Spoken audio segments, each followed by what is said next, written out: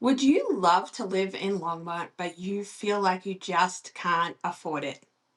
Let me tell you, you are not alone. And let's just start there with today's video. Since right before the pandemic, home prices and rental prices in Longmont shot up. While the market is balancing out right now and it's kind of flipping to a buyer's market, it still may not be the most affordable option for everyone. So stay tuned. I'm going to show you some nearby towns where you can still enjoy all of those things that Longmont has to offer while saving on your renting or buying. Hi, my name's Hayley Bartlett and I live, work and play in Longmont and the surrounding areas. I am here to help you with all things in this realm. So don't forget to like and subscribe to catch my next videos. So let's talk housing price in Longmont. The median housing price in Longmont right now, which is September 2025, the year is flying by, is 545,000. So friends, that's for a standard 3 bedroom, 2 bath, single family home. A condo, say a 2-2 condo, so 2 beds, 2 bath, is going to be around $379,000. So yeah, that's not affordable for everyone. Now, if you want more info on Longmont affordability and what those prices look like, I'm going to link a video I just did on cost of living in Longmont. So let's talk what happens if you can't afford those above prices. I'm going to be totally honest and say Denver, Longmont, Fort Collins, and some of those surrounding areas are all relatively pricey, especially if you are coming from, say, the south part of the country where prices can be cheaper. However, good news is there are some smaller towns around Longmont that will save you a little bit of money when buying or renting. And they're the ones we are going to discuss. So let's talk about those towns and the advantages and disadvantages. Let's start with Firestone, which is about 5 minutes from the Longmont border.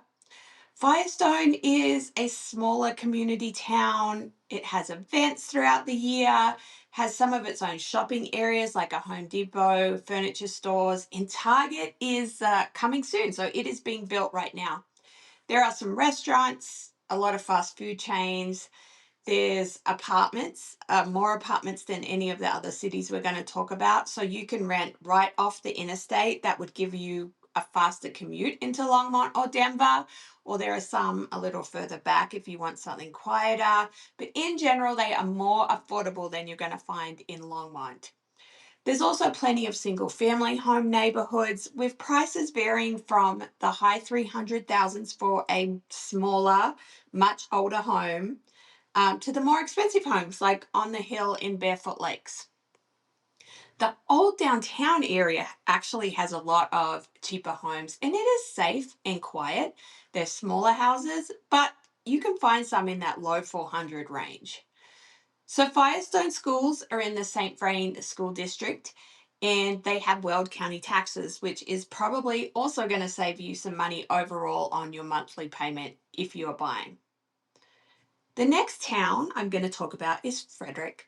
It is next to Firestone, and I am extremely partial to Frederick. I love it. It has a real community feel. So the old downtown area, where you won't find this in Firestone, in Frederick, it has a cafe, a florist, restaurants, hairdresser salons, ice cream shop, and some other little gems down there. So Frederick also just got its first big grocery store, which is a very nice, huge King Supers marketplace, and you can get just about anything you need in that King Supers. It also holds events throughout the year, some of the best events in this Tri-Town area, and those include like a balloon festival, a Christmas parade, a trunk or treat.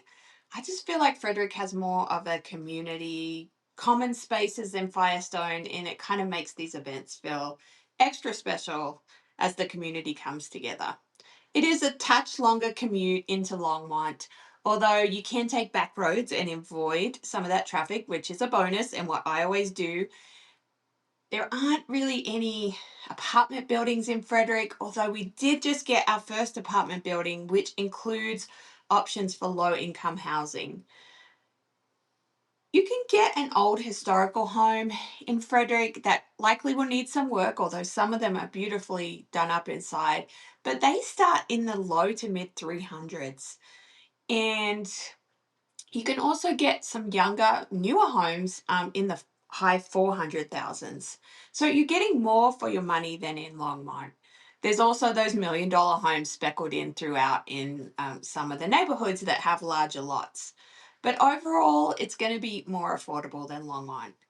So Frederick's also in the St. Vrain Valley School District, and it gives you easy access to I-25 and a faster commute into Denver. Next one we're going to talk about is Dacono. And so Dacono is the third city in what is called the Tri-Town area, which is Firestone, Frederick, Dacono. It offers good affordability while kind of staying close to Longmont and in this area. It's likely your most affordable option out of the three. And no apartments though. They don't have any apartments in Dacono. It has a very small downtown area, not much going on, police station, post office, and some community events. Good news is Frederick and Firestone and their events are just minutes apart from one another, so you can go to everything. From what I've seen, Dacono's working on a city plan right now to expand business offerings in the area. And I would say the Dacono neighborhoods are spread far apart with a lot of land in between. So you can find one of the older original homes from the low 300s, even high 200s. A trailer on your own land is going to be maybe mid 200 range. And then there are some townhomes dotted in between that are affordable. And those often come up as rentals if you are looking for a rental in the Dacono area. So like these other towns like Frederick and Firestone, Dacono is safe and quiet.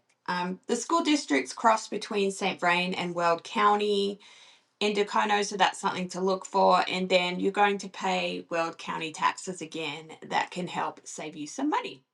So the next one we're going to talk about is Mead. Mead is probably one of the closest connectors to Longmont.